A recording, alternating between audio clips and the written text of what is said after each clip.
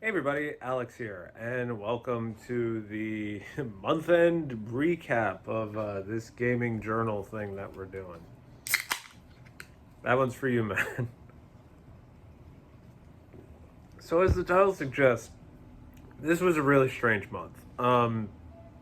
Besides the quarantine haircut again, we had a lot of stuff going on at work, and probably one of the most productive months I have had at work since I started with this company, like, holy shit, like 6, 7 months ago. Wow. Yikes. That's actually kind of frightening that amount of time went. Just with everything going on, just, man. Anyway, so, besides all of that, we had, coming off the end of February, we had my birthday, and then my fiance's birthday, and this was a strange birthday for her. I would say because her birthday last year, she got COVID like 3 days later. So this year, obviously, we played it low key. We kept it at home, and basically just tried to recreate a sort of ghetto birthday party, just to give her something to look forward to. Because this was also the first birthday she didn't see her parents. So, given my whole thing, I understand it. I didn't want her to go through it the same way I had to. Which she doesn't. She does. Both of her parents are still here. But just she'd always seen them, and it's like I've gone through that once before, so it was I not to say I knew what to do, but I understood what she was going through, so we tried to make the best of it. But other than that, just it's just been a lot of work. Still working from home, and as somebody who always went to an office, I gotta say I kind of like this whole work from home thing now. I think I said this last month too, but I'm really digging it. It's just I feel like I get more done, even from like a gameplay perspective. Like just this morning, I'm filming this on Saturday, but based on the game time I had, I could easily do the same 3 hours before work. I was playing. Actually, yeah. Let's just skip ahead a little bit, and we'll just talk about the game stuff now. So, in terms of games I've finished, you can see on this thumbnail that a lot of weird things happened this month. But speaking on the game piece, I played Persona 5 Strikers, which in the pickup video I kind of alluded to. It's not really a Muso game. It looks like it because you're surrounded by tons of shadows. But in actuality, it's more SMT than not. If you're not exploiting weaknesses and going for the one more and going for the all out attacks and all that stuff, you were going to die pretty fucking quick. I don't want to say it's not forgiving in that standpoint, because ultimately the game is really easy once you figure it out. It's just going to take a lot longer than it really should. The boss fights, for instance, if you're not equipped with weaknesses for them, or you don't have a party that can exploit those weaknesses, you'll still finish the boss fight, don't get me wrong, but it's going to take you a while.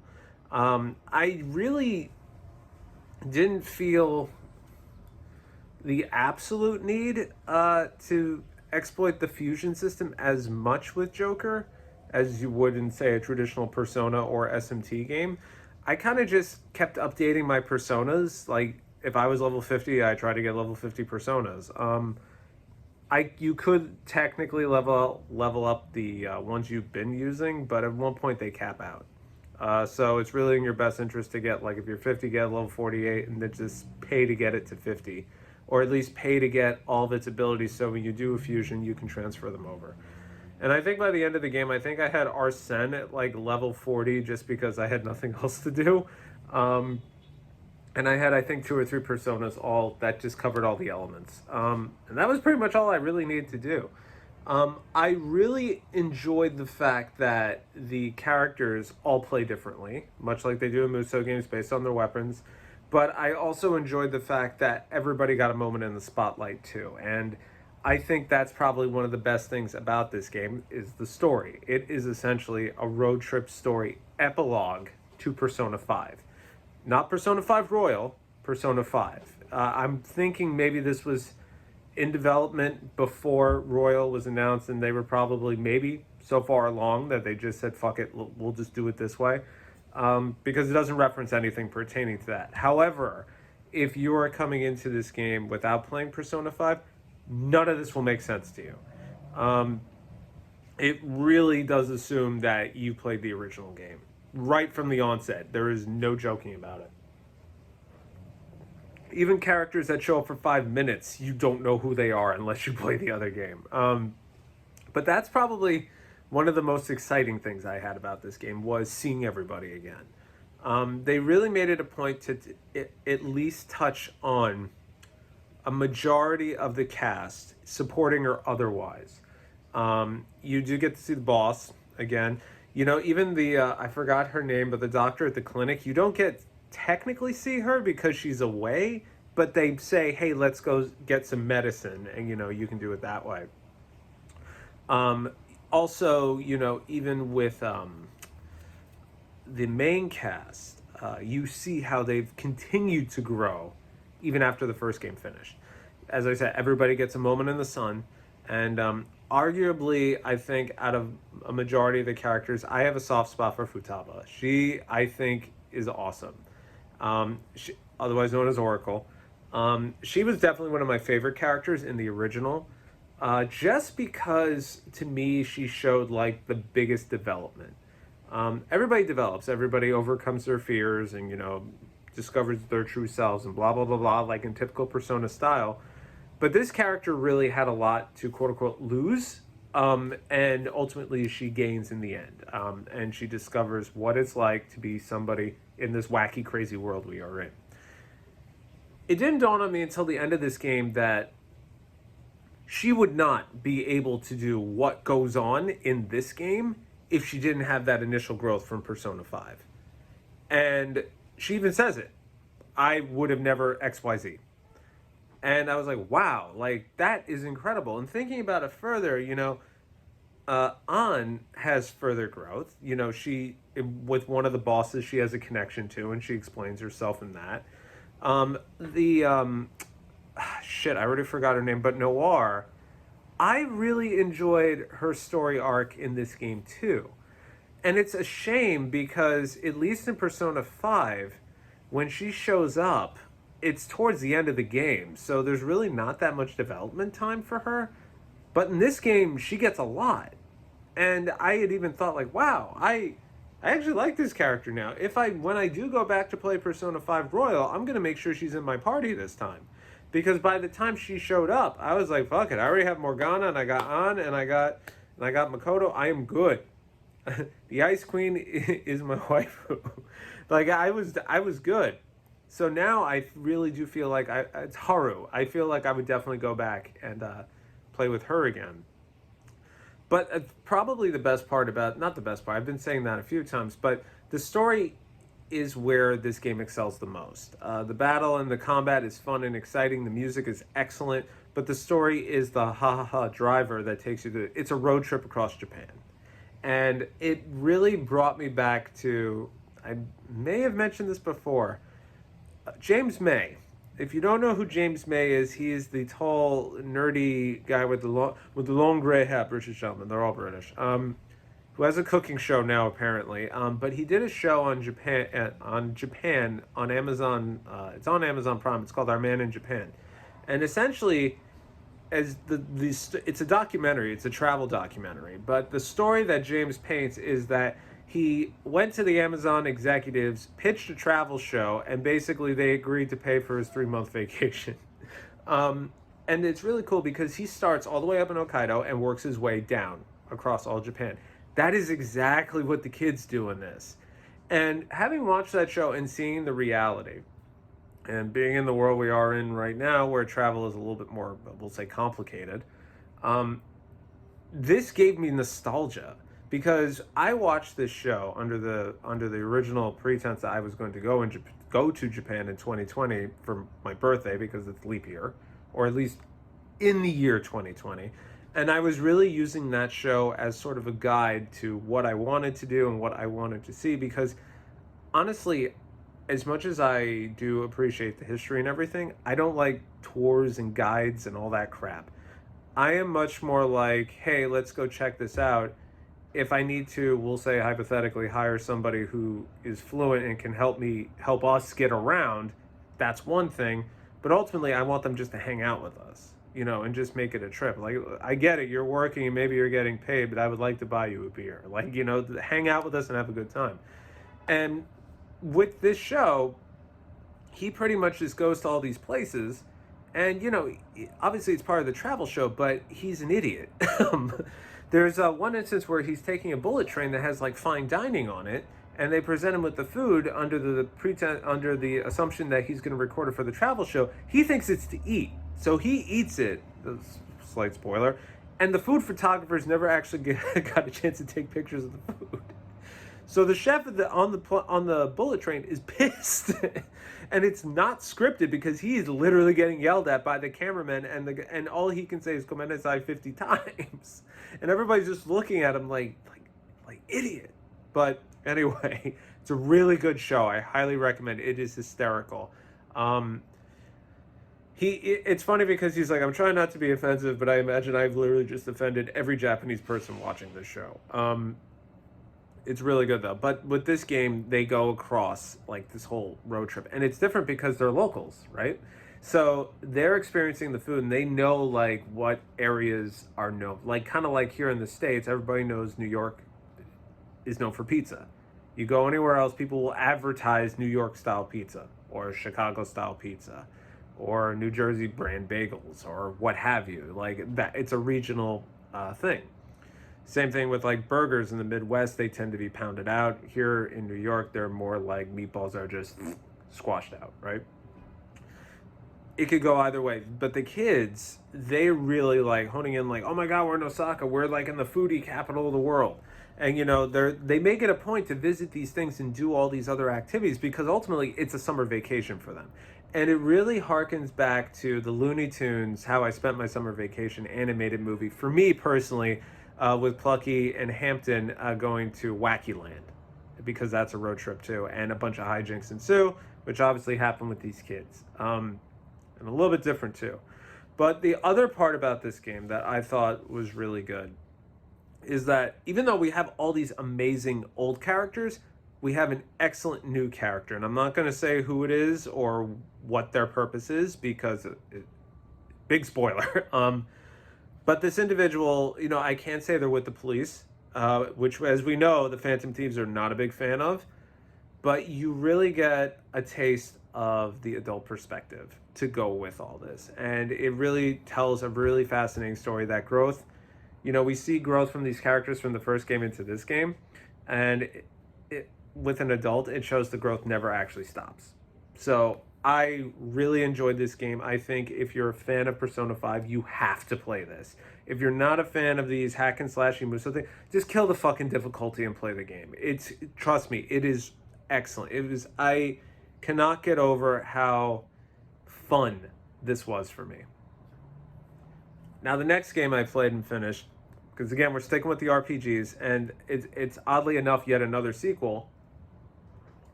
and that's Bravely Default 2. Now, the Bravely games I have been a fan of since the original.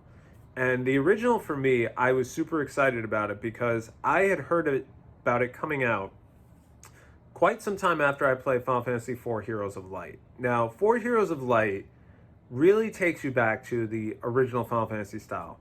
4 characters, the Heroes of Light, the elements, the blah, blah, blah, blah. You pick a class, a la Final Fantasy, I think, 2 and 5, primarily, right? The story arc to 4 Heroes of Light is not going to win any awards. It is difficult at points. It is painfully easy at points.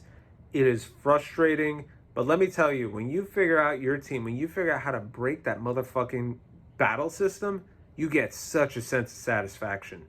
And it's done in very much like a storybook style. Now, when I finished that game, I could not believe how much I enjoyed it. Because the story, honestly, kind of just there. It's something we've heard 1,000 times in traditional Final Fantasy.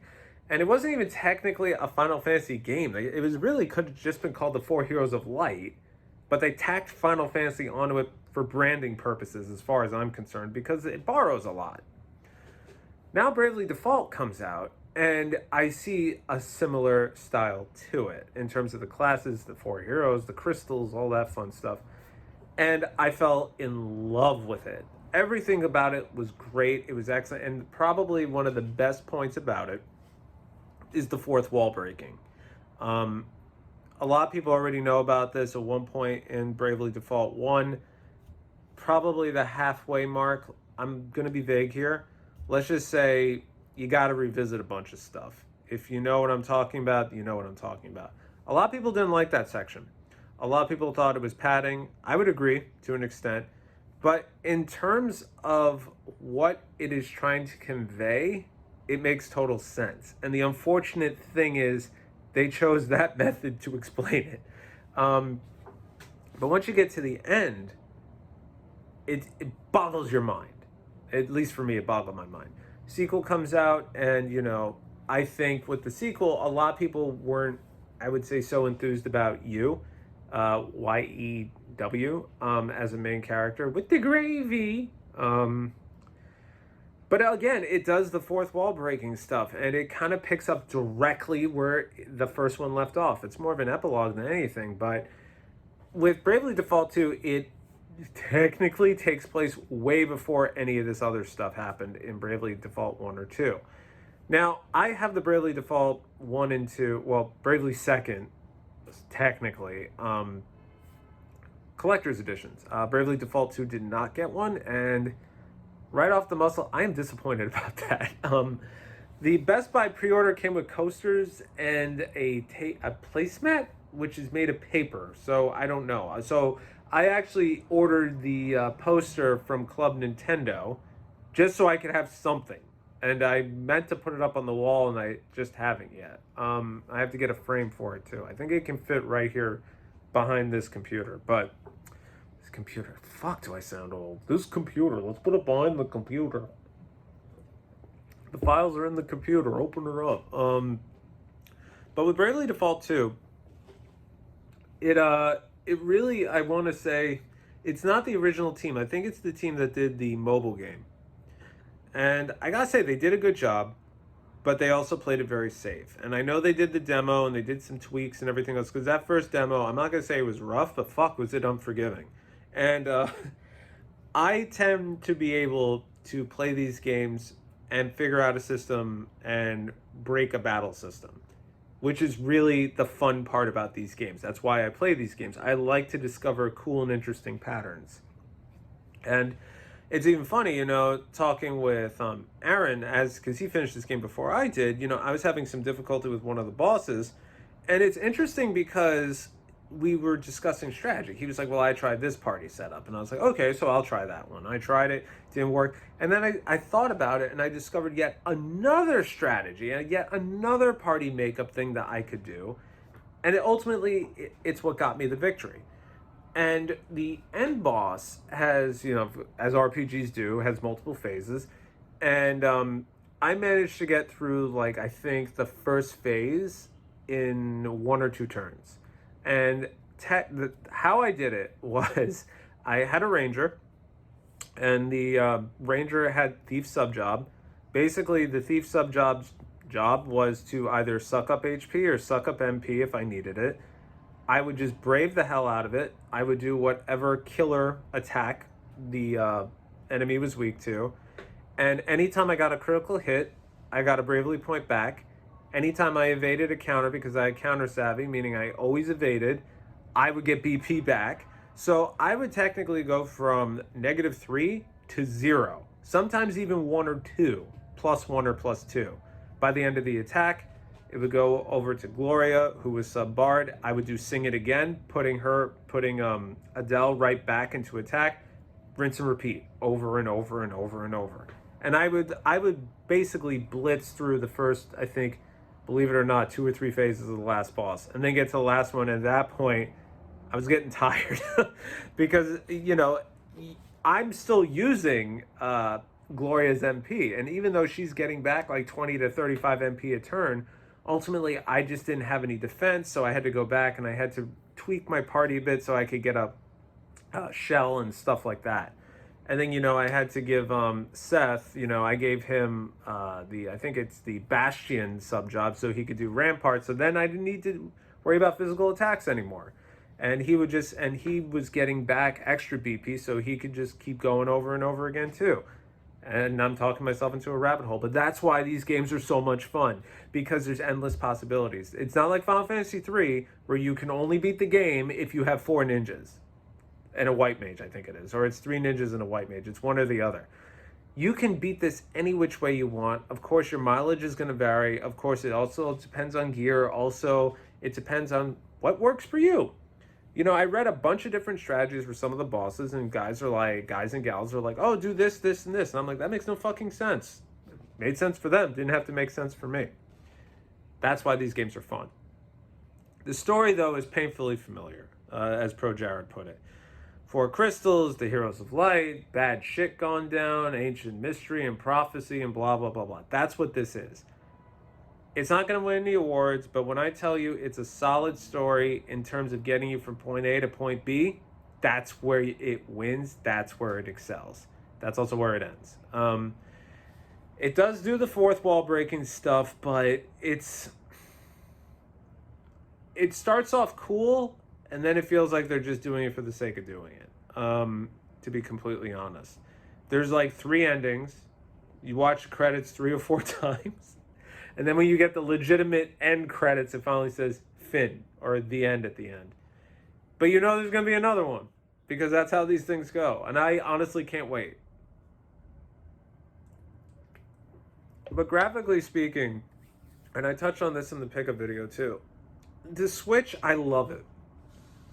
But it can't handle this shit. It can't handle these graphics. I'm not even complaining about load times. I just mean when a character goes to attack and the game will literally like that. I know under the HUD, and that I thought maybe it was just my old one. I switched to the light, and I still had the same thing. I just think the hardware just can't keep up at this point, and it's being pushed. It is legitimately being pushed. And developers and everybody else will keep making games for it because everybody loves the Switch. And it's just, they'll just make money. We've seen a bunch of shitty ports. We've seen a bunch of great ports. And we've seen some that I'm just like, how the fuck, why is this even being put on here? Like, there are times where I will say to myself, okay, obviously they want money, but there's no way this is going to run well. And as I said, in reviews, there's a section for the Switch dedicated to performance. So now we're being rated on graphics, we're being rated on gameplay, we're being rated on audio, controls, and performance. That's not a metric that should be there. I mean, if it has to be for whatever reason, needs a day one patch, it needs a day one patch. But that should not be a metric. That's like this saying, does it work out of the box? Yes. Does it work out of the box? No. PS5 Game of the Year. I don't get it. So, after that, that was pretty much the end of the games, as it were. I started to I don't know what happened. My taste in YouTube kind of shifted a bit. I used to have a lot more channels I was subscribed to. And ultimately, I've just been weeding them out more and more these days as I go on. I was at one point subscribed to a bunch of Gunpla channels. Not so much because I'm building them all the time, but because I like watching the storylines, not the storylines, the timeline, with the EDM, all that stuff. I still follow, I think, 2 or 3. But for a while, I just like seeing the creativity that people can do. I think that's the best, but it just reaches a point where it's just I couldn't watch anymore. And then, I was following a bunch of Yu-Gi-Oh card channels because, even though I don't play anymore, I like the art, I like to see what's going on. Maybe I'll show my Dark Magician deck in one of these. That may be fun. The last time I touched it was after the Dark Side Dimensions movie came out. Just putting it out. No, was it Dark Side Dimensions? Yeah, I think it was. Whatever the last movie was. Which, by the way, I played Yu-Gi-Oh! That night in the theater, and that was awesome. Outdated deck and everything. But, I used to watch a bunch of those, so I kind of shaved that off. I watch a bunch of food channels for cooking and stuff like that. Kind of took that out. I watch a couple of competitive food eaters, primarily because I enjoy the personalities. Cut out a bunch of those.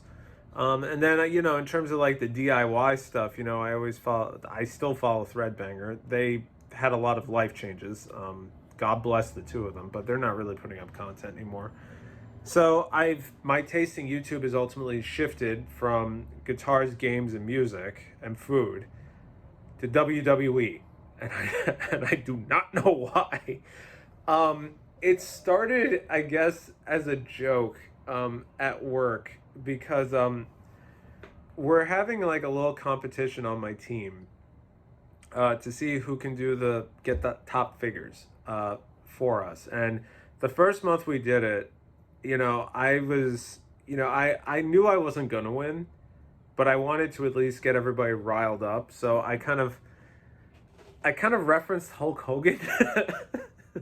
I was like, you can't stop the Hulkamania. And at which point somebody was like, wow, you really are old, aren't you? Like Hulkamania hasn't been a thing for a long time. And I was kind of like, dude, it's Hogan, come on. And then one thing led to another. All of a sudden, Austin 316. I think I threw in a couple of Macho Man things, and then all of a sudden I just started watching classic WWE, WWF matches on YouTube. I not that I'm into it. It's just like it's something to put on, and I couldn't get over how old some of these guys look now. I was shocked at when I saw The Undertaker. I was shocked at when I saw Shawn Michaels. I was shocked at Ric Flair. Like, I couldn't believe how much time had passed, And then I found out that these matches were from like 2015, 2012, 2013, 2008, 2009. And I was like, holy hell, these guys are really fucking old now. Apparently they're all retired, like legitimately. And I was just in awe. And I was like, so what does wrestling look like now? And apparently with the whole wackiness of the pandemic, it's literally just they wrestle in front of TV screens, which is kind of weird, a little off-putting, and it's not good. I'm older now, and I can definitely tell when punches are actually connecting and when they're not. Which as a kid I couldn't. If you don't see bruising and welting, then obviously they're not getting hit. The slams are definitely real. I can definitely tell, having had a few injuries myself, I can tell when somebody's legit hurt. But just watching like all that classic stuff, it kind of took me back to where I was when I was a kid, because I used to watch wrestling heavily in maybe the sixth, seventh, fifth grade. I think all the way through eighth. So we're talking like pretty much up to 2000, pretty much like in the height of the whole Stone Cold era and The Rock and all those guys. And then when Hogan, I think I stopped just before the WCW WWE merger, I think. But I was watching both at that time. And I used to always think about how cool it'd be to see like Goldberg fight like Stone Cold and stuff like that, like dream matches. And apparently a bunch of those actually happened. So I was watching a few of them, and it was kind of cool to see. I mean, honestly, the matches are old. Like I'd never seen John Cena fight. Like, I just knew John Cena because of the memes. But watching a few of these, watching a bunch of matches with him, I could definitely see where people liked him. And even reading the comments, so many people were like, "Wow, this was like my childhood." And for me, it's not. For me, it was the Hogans, the Macho Man, Razor Ramon, Scott Hall, the Taker, Mankind, like all those guys. So it was kind of like just like a trip down memory lane for me. Now, the fiance, on the other hand, comes out from the other room and she's like, "What the fuck are you watching wrestling for?" And I'm like, "I don't know. It's a passing fancy." And she's like, "Okay." And then 2 weeks later, I'm still watching wrestling reruns. And I have no like actual connection to any of it. It's just it was absent for so long that I forgot how at least engaging it was. So that's my now my entire YouTube feed is like wrestling and like chiropractic stuff again. Just because it's like now it's saying, hey, if you're interested in wrestling and you were looking up like chiropractic care, maybe you'd be interested in seeing wrestlers get chiropractic treatment from Dr. Beau Hightower or Bo Hightower. And I'm like, okay, I guess we'll start watching that. The next thing I know, I am literally watching back crack ASMR for like 12 hours. Very strange time to be watching stuff on YouTube. Very, very strange time. Now, the other part of this month that was probably more so interesting, I guess you could say, for the U.S. is that we got our third stimulus check, I guess you could say. For those of you who don't know, maybe you're elsewhere. Here, everybody knows about it. When all this wackiness first started, there was a first stimulus check to stimulate the economy. For I think it was like 1,200, up to 1,200. Yeah, I think it was 1,200. And basically, everybody went out and bought video games. So that's why the inflation happened. That's my theory, at least. And then we got another one for $600, which everybody was kind of like whoop poo pooing on, and I'm like, dude, that paid off the credit card. I don't care. And then we got a new one, which was recently, and I think that was to the tune of $1,400. So obviously I got mine because I filed my taxes already, but because they don't take city tax out of the unemployment for the furlough, my taxes were. They were the exact opposite of what I'm used to. I'll leave it at that. But, part of me is thinking, okay, so I have this extra money. What is probably, I could use this on some very educated, smart purchases for the home. We could fix this drywall fiasco in the bathroom we have going on right now. We could also just, save for the eventual wedding, hopefully. Any one of those things. So I did the only thing that made sense to me at the time. I bought myself a $1,000 guitar. So this is the latest acquisition. This was probably the biggest pickup of the month. A 2020 ESP hardtail, purple sandblasted finish. I am in a roasted maple fretboard. I am in love with this damn fucking thing. If you're not into guitars, you may as well just turn this off now because I gotta gush for a minute. This is probably the most. Now, mind you, my guitar technology is outdated because all my guitars save the 7-stringer from like 2006. This is like the most feature-rich thing I've seen for $999 essentially. Flame roasted maple neck, stainless steel frets, scalloped from 17 to 22. Toggle for single coil, double coil. All this is standard. Seymour Duncan, Sentient, and Pegasus pickups, and ESP locking tuners. And then it's a sandblasted finish, obviously. And what's really cool about these is not two of these look the same. I was very happy with the one I got because I wanted a lot of purple in mine. I've seen one where there's literally no fucking purple at all, which kind of defeats the purpose. But it is, so what they did was they kind of cake it in like a black primer, and then they blast it with purple sand, and then the sand gets stuck in the crevices of the wood, and then they just don't seal it. So you literally feel all the ridges and the defects in the wood. That to me, it is so strange, but to me it is so fucking awesome. And I saw this guitar, I think it was at, I was watching Ola England at NAMM 2020, the last one. And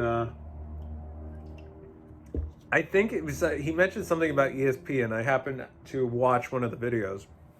and I saw this, and I was like, "Oh my god, this looks amazing! I must have it." I went on YouTube immediately. There are literally like maybe 3 videos of this guitar, and there's also one in black. Um, and I wanted it so bad.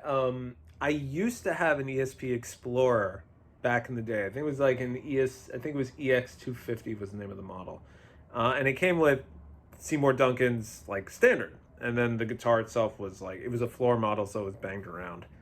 But I love that guitar. The action on it was so good. It was, I mean, oh yeah, and this is a bolt-on. Some people don't like bolt-ons. I actually kind of like bolt-ons. I like the attack. And the truss rod's at the bottom, for those of you that do care.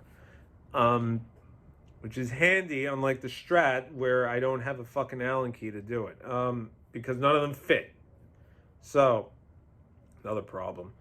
So, with that, when I saw this, the only video I could find is the official ESP one, and I watched that with trepidation because not trepidation with some what's the word, caution, because I know they probably doctored it up a bit.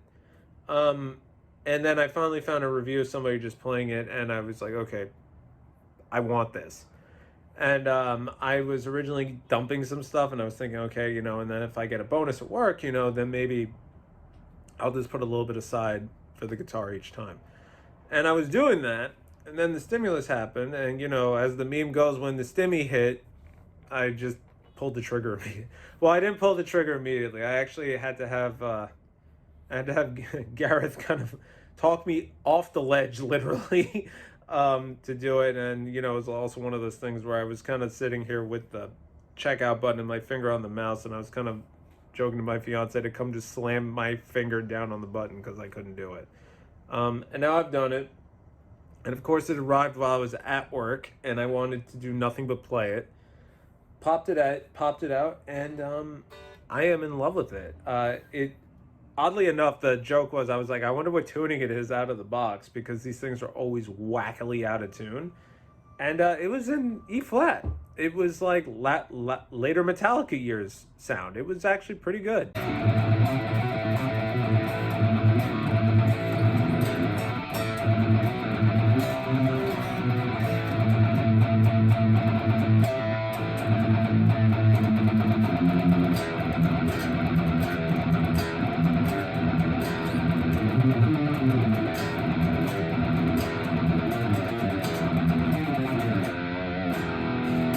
But yeah, so this has been quite the month, to say the least. You know, I wasn't originally planning on getting a new guitar, but you know, opportunity presented itself, so I decided to go with it. As an intelligent purchase. Anyway, it looks like we're hitting the half-hour mark, but there is one more thing I want to show you guys. It was kind of I don't want to say a late birthday gift, but it was a late birthday gift from my buddy Steven. I wasn't expecting this. He just told me one day that, Steven the Lag Gamer, by the way. He just told me one day, hey, guess what? Something's going to be showing up at your house. Check that badass thing out. So this is a disc plate from Metal Gear Solid 2, and that's a Samus thing I picked up at a convention years ago. That was done by some other artists, but this, I mean, this needs no introduction. But obviously, I'm a huge Metal Gear fan, and I really enjoyed too. And this, I love the artwork for Metal Gear as a whole. And Steven literally just ordered this and said, "Oh, by the way, it's going to show up at your house today." Huge surprise. I originally recorded myself opening it, and I had full intention of sending it to him and putting it up here. But I think at one point I literally just put the phone down because I couldn't open the box. So literally you just hear me cursing with black scream for no reason. So I did want to show it because, you know, at this point I actually have stuff, and this is where I was thinking the Bravely poster would go. But yeah, I love it. I know a lot of people don't like Metal Gear Solid 2, but you can't knock it, man. That looks absolutely awesome, and it's a decent freaking size too. But I think that really does it for this month. As I said, it's a little weird, but you know, I think we're in a good spot, and I'll see y'all in the next one. Take it easy.